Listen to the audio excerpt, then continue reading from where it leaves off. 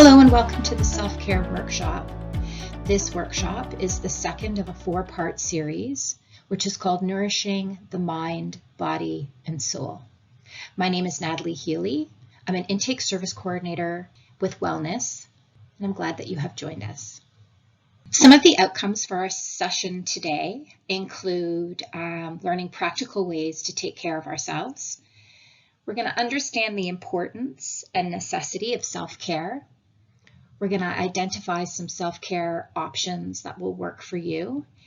And then together we'll develop personalized self-care plans that we can take away. When you have a moment, I encourage you to look at this video. It's a wonderful short video on self-care that's made simple. It just covers some really basic information that encourages us to simplify how we look at self-care and encourages us to participate in self-care in simple ways that don't cost money, so on and so forth. So when you have a moment, or you can pause now, please take a look at this TED Talk. Generally, we do this session in a group, and we often start off with a short meditation. The reason for that is I'm a big believer that, just slowing down our thoughts and clearing our minds and take a moment or moments throughout our day are so important. And so let's just take a minute here before we jump into this session and take a deep breath. And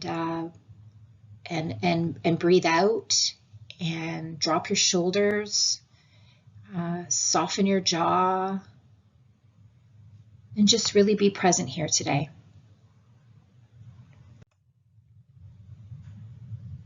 I really love this picture here. It talks about our light. And so it says an empty lantern provides no light, and self-care is the fuel that allows your light to shine brightly. I believe that we all have a light that we shine, and I think that our light can be contagious. I think it is very important for us to stop for a moment and read this and understand that it's so important that we are looking after ourselves so that we're in a better place to care for the people that we love, show up at work, be able to do things throughout our day or fulfill our responsibilities in a way that we're not feeling drained. And that's what this workshop is all about today. Self-care is not selfish. And I know we read this and I know that we hear this, but it doesn't mean that we don't feel selfish when we are taking time for ourselves, when people around us might need a lot of support. And when I facilitate this workshop in a group, it's very rare that I don't have all participants or a high percentage of the participants admit that they do feel selfish when they're engaging in self-care. And some of the other things that I've noted here are just reminders that self-care is simple. It doesn't have to be complicated. It doesn't have to be time-consuming. You can engage in self-care anytime, anywhere, for any amount of time if it's making you feel better. It doesn't have to be expensive like we see in magazines and in the media. It's a very personalized experience. What I might find that fills up my cup might be something that you don't really enjoy. And I think that brings up a good point, that sometimes we are led to believe that there are certain things we should be doing for our self-care. But I encourage you to really think about what it is that makes you feel better or feel rested or replenished, rather than what is being told of us through the media or through our friends or so on and so forth. It's important not to compare yourself and really be true to yourself. Self-care is a part of a balanced lifestyle. And I know that we're all trying to find balance. And some people believe balance really isn't possible Life is like just a big wave, right? Sometimes we're just sort of coasting along and everything's fine, and then sometimes we hit a part of our routine and our life and our days that are really bumpy. And so, the idea of having a self-care routine is what gets us through those big wave days. Self-care and self-love are deeply entwined. I really love that. And self-care is making yourself a priority, even if it's for a short period of time, once a week, once a month, whatever is going to make you feel better is how we need to sort of plan and think about this. But I highly recommend at least once a week, if not every day.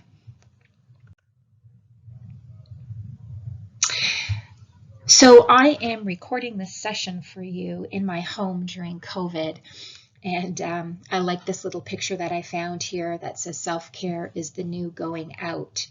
And we sort of, in a way, have been given the opportunity to create new routines for ourselves because of COVID. And, looking after ourselves has never been more important. And so I like to always start off by starting with ourselves and thinking about really who we are, our why. Our why meaning, why are we who we are, and what makes us feel happy, and what are our core beliefs, and what are important to us. And then when we're thinking about the person, we're also thinking about our life purpose, and when we're living true to ourselves, and it helps us to live with integrity, and it helps us to know who we are. Who were we before we became parents and caregivers and employees and partners to others, and why are you the person you are, and what makes you you? So to start, I'd like for us just to pause here for a moment and think about your why. And on a piece of paper or on your computer or on your phone, I'd like for you to really take your time, take a few minutes, and write down your why. We'll see you on the next slide.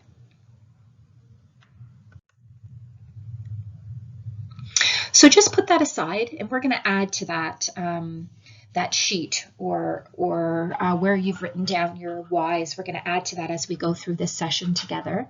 We have 2 more activities that will be similar to that. So as I had mentioned before, I always like starting with the person themselves when we're thinking about what self-care we want to plan, and how that's going to be possible and a positive experience. And I always encourage people to look around their immediate environment so that things are in order or decluttered in a way that you can engage in something meaningful or relaxing in your space. And so, we look at clearing your space around you in your home and decluttering things that are making you feel overwhelmed or anxious, organizing things like our finances, which, or our taxes, things that we put off because really there's not a whole lot of joy in that. The next one is, do your laundry as an example and put it away. I love clean laundry, but I despise putting laundry away. But often if I procrastinate about it, I go back to it several times, on a weekend, and sometimes it derails me from what I want to do that day. And then I can sometimes feel resentful at the end of the day that I didn't get to engage in my self-care activity or something for myself.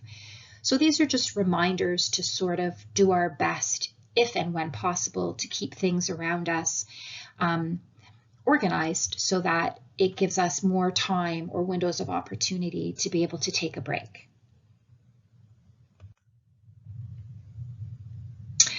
So this is our next activity, and I would like for you to score yourself. I'd like for you to think about your current self-care practice. And chances are, if you're joining us today, you're looking at how you can engage in more self-care, or you're looking for some great ideas or some encouragement to think more about your self-care needs. And so I'd like for you to look at a scale of 1 to 10, with 1 being needs some serious improvement and 10 being you're a self-care queen or king. And just pause here for a moment and write down your number of where you are right now with your self-care practice.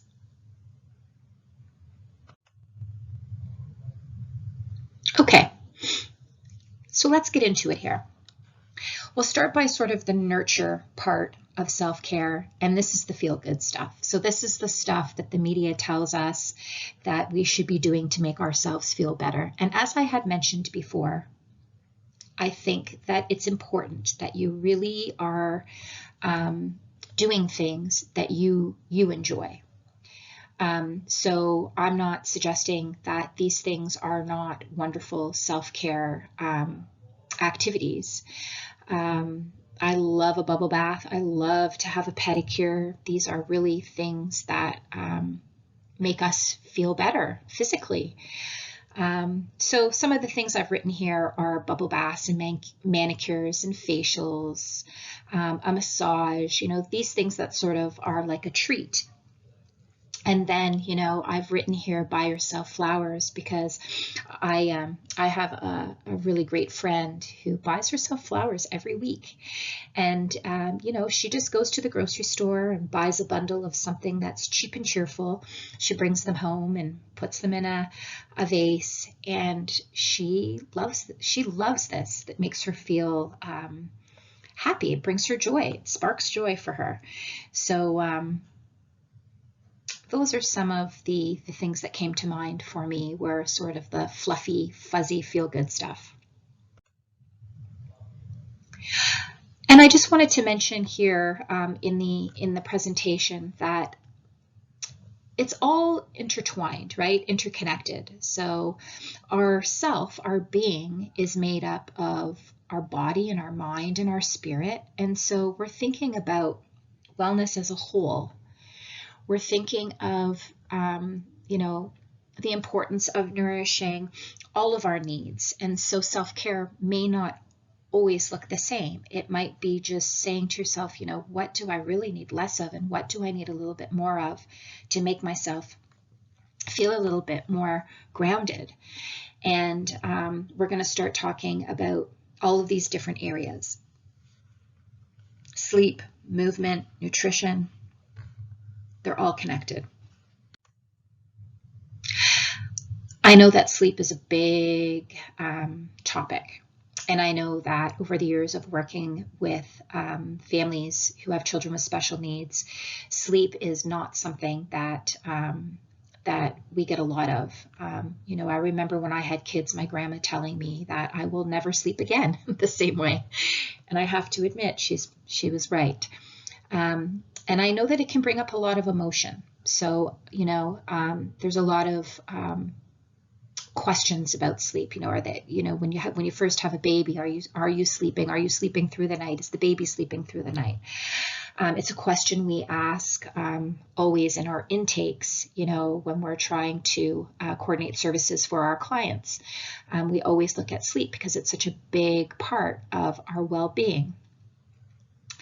And as I had mentioned, I know that it's not always possible to get quality sleep when we're caregivers, but I just wanted to highlight here that ideally it's good to get 6 to 8 hours of sleep. And that lack of sleep adds to, our stress level, our immune system, and can sometimes lead to anxiety and depression. So we can't really talk about self-care if we don't talk a little bit about sleep. The next area that I wanted to talk a little bit about is movement or exercise. And I just really wanted to get us all thinking a little bit different about exercise and movement. I know during the pandemic, a lot of things have been closed down, like our gyms or our studios, and those types of things. And I know that it has been very difficult for many people that I know in my life, including myself. And sadly, my yoga studio where I practice regularly actually closed and went out of business, which was really sad because it was also a big sense of community. So I just wanted to say that you can still move your body without doing something super structured. And it doesn't have to be a big, huge, sweaty, strenuous 60-minute episode of exercise. That you can just simply move and stretch your body. Your body will thank you for it. I know that we are sitting a lot more, we're not doing those regular things as much, like walking from the subway to the office or the kids back and forth from school. We're sitting at our computers for longer periods of time.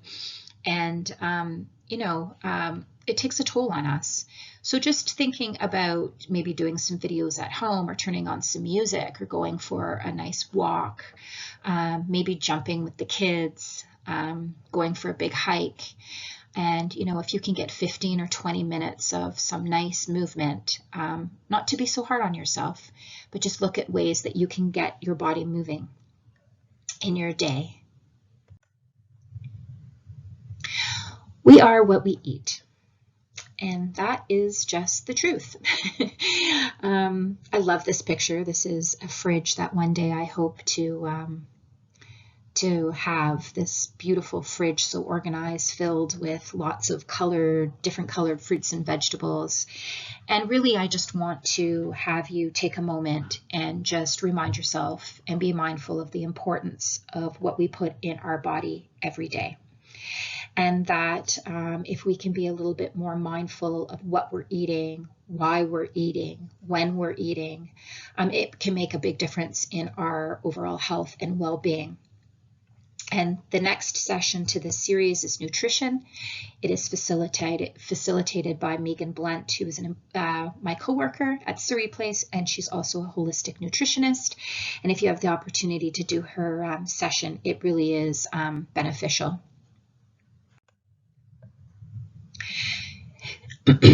So this ties into sort of our mind and the sort of spiritual piece that we had looked at in the slide before. And we're looking at how we can keep our mind well. We have to be in our own minds 24/7.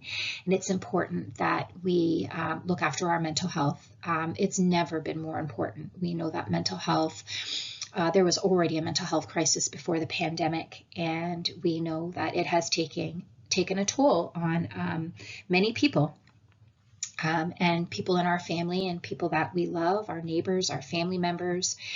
And so we're just going to look a little bit here and talk about how we can get some of this negative talk that we can engage in under control, and to be mindful of the fact that what we say to ourselves has more of an impact on us than we think. And that, there's a saying that, would you be friends with somebody who said the things that you say to yourself? And that we can be our own worst enemy and critics. And so I'm asking that you just sort of think about your mindset and think about how you're going to talk to yourself or treat yourself, and look at how you're really feeling. And this work can be hard. This work can be a big part of self-care and getting real with ourselves. And sometimes we start this journey through journaling, self-reflection. This is where we turn inwards and we really ask ourselves some of those tough questions of, what am I doing? What is my role here in my well-being not being where I need it to be? What are the things that I can change? What are some of the small steps I can make to look after myself a little bit better so I don't feel burnt out or resentful? And so I'm a big fan of meditation and just simple breath work. So finding a place where you can sit quietly in your home or maybe on a bench outside, if you can get a few minutes by yourself. If there's another caregiver in your home that can just look after things for, 15 minutes, and you go in another room and sit and just be quiet and turn inwards and maybe participate or engage in some meditation or breath work. Calm our thoughts, calm our mind. Okay, so on that piece of paper that you've been jotting down, you should now have your whys. You should also have your number there on how you've scored yourself with your self-care routine. And then I'm going to ask you now if you can write down a few I shoulds. These are things we say to ourselves probably on a daily basis. These are the I should drink less coffee. I should drink more water. I should go for a walk. I should call my best friend. These are the things that we start off with I should. So just pause here for a moment and write down some of the I shoulds that come to mind for you.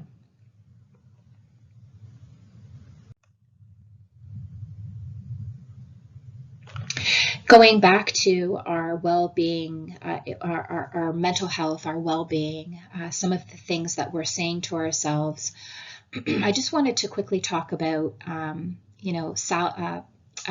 positive affirmations or mantras and things that we can say to ourselves instead of being critical. So these are just some simple things that I've put together here for this workshop. But, things like I love myself, I am enough, I can be healthy at any size, I'm worthy of love, I am worth it. Our thoughts influence how we feel, and how we feel impacts the choices we make. So if we're putting ourselves down and not lifting ourselves up, it's hard to make choices that are positive if we're feeling so negative, if that makes sense. And so I'd like for you to take a moment and write down one I am affirmation. And I love this heading on this slide, that affirmations are our mental vitamins. And I can't agree more. So again, just pause here for a sec and write down a I am statement that you would feel comfortable with saying to yourself on a daily basis for a period of time.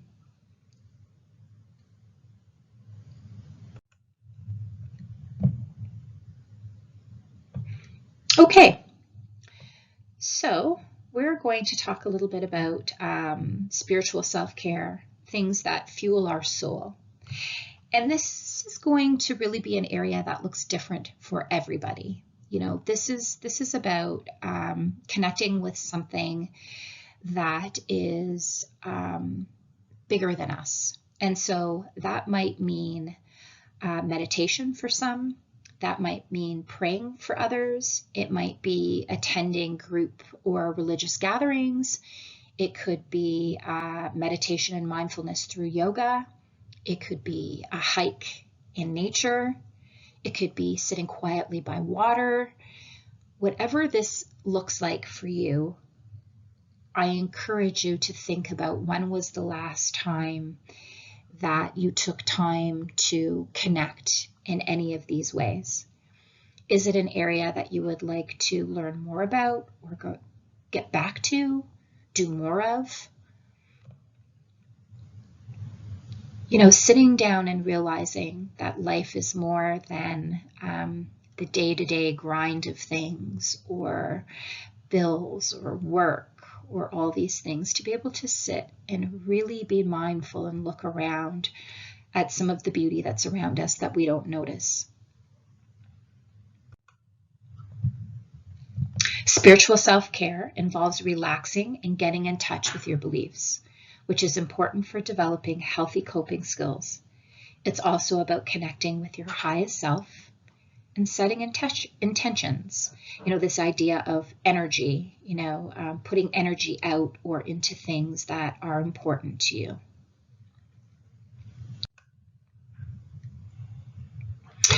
So now at the end of this session, we should have some really nice things written down on our piece of paper.